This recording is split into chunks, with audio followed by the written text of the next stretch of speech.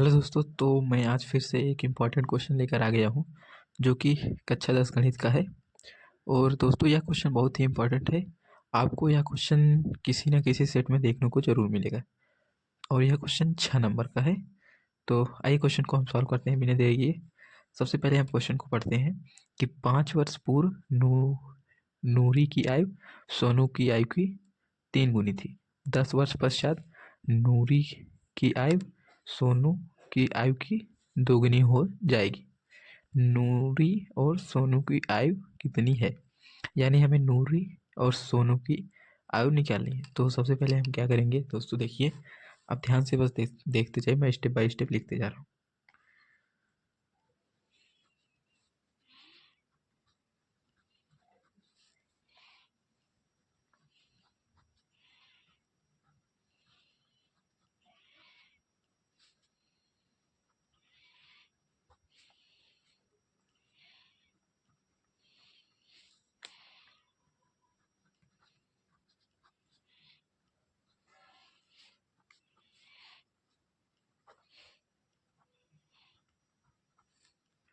तो आप देख रहे हैं दोस्तों, मैंने क्या किया है कि माना नूरी की वर्तमान आयु x वर्ष है और सोनू की वर्तमान आयु y वर्ष है।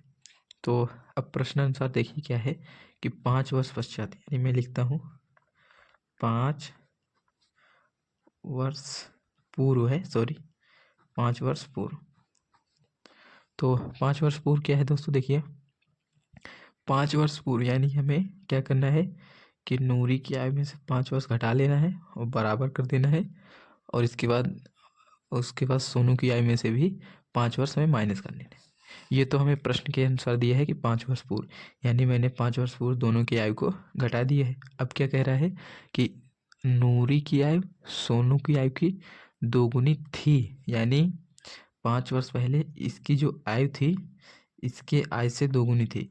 यानी अगर हम इसमें 3 गुनी है, 3 का इसमें गुणा कर दे तो यानी दोनों का आयु बराबर हो जाएगा, क्योंकि देख रहे हैं मैं बीच में बराबर का चिन्ह लिखा हूँ, यानी इस साइड और इस साइड दोनों बराबर है कि नूरी की आयु सोनू की आयु की 3 गुनी थी, इसलिए मैंने 3 का गुणा इसमें किया है। तो इसका मतलब अब दोनों जो है पक्ष बराबर हैं। अब इसको हम सॉल्व कर लेते हैं। x minus 5 3y minus 15। अब इसको इधर साइड कर लेते हैं तो x माइनस 3y और यहाँ पर आ जाएगा माइनस 10। इतना तो आप समझ गए होंगे। इसको हम मान लेते हैं समीकरण 1। अब फिर प्रश्न के अनुसार क्या दिया दोस्तों कि 10 वर्ष पश्चात, 10 वर्ष पश्चात।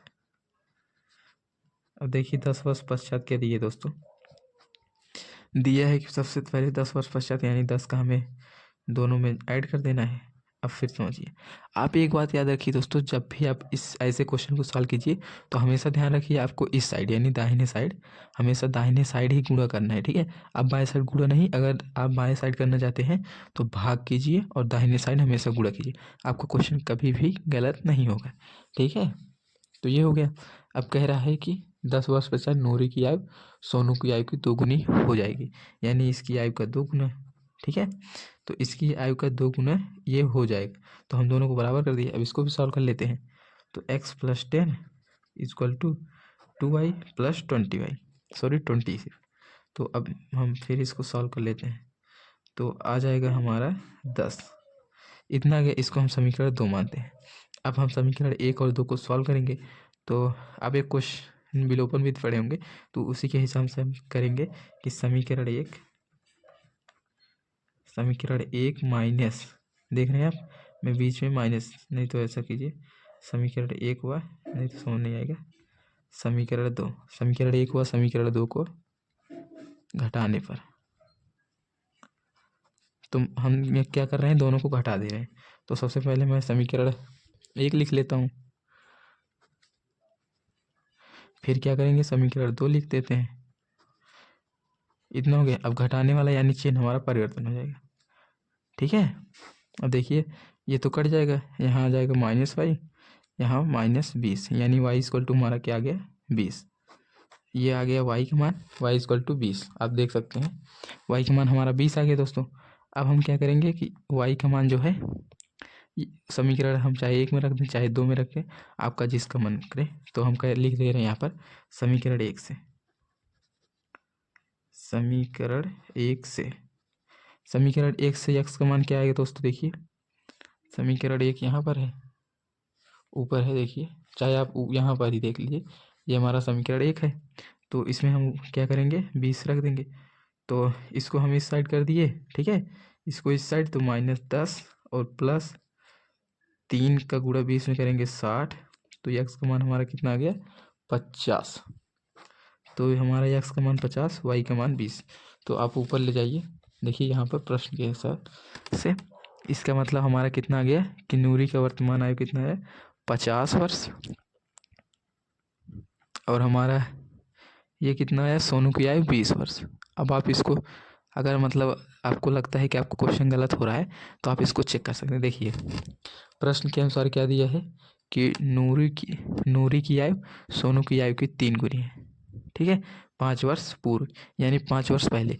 तो दोनों में से हम 5 वर्ष घटा देंगे तो यहाँ पर आ जाएगा 45 वर्ष और यहाँ पर आ जाएगा 15 वर्ष। और कह क्या आ रहा है प्रश्न में कि नूरी की आयु सोनू की आयु की 3 गुनी थी।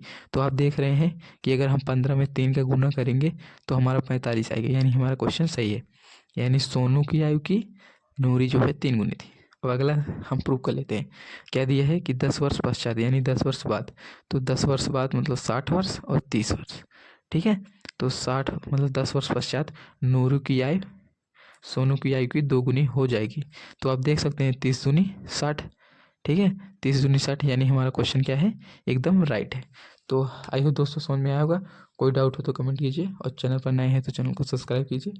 और अगर आपको कोई किसी क्वेश्चन का भी सोल्यूशन चाहिए क्लास 10th या 12th का, तो आप जो है बिना बिना किसी डर के जो है कमेंट बॉक्स में अपने सोल्यूशन यानी मैथ क्वेश्चन को जो है पिन कर दीजिए, मैं उस पर सोल्यूशन प्रोवाइड कर दूँगा।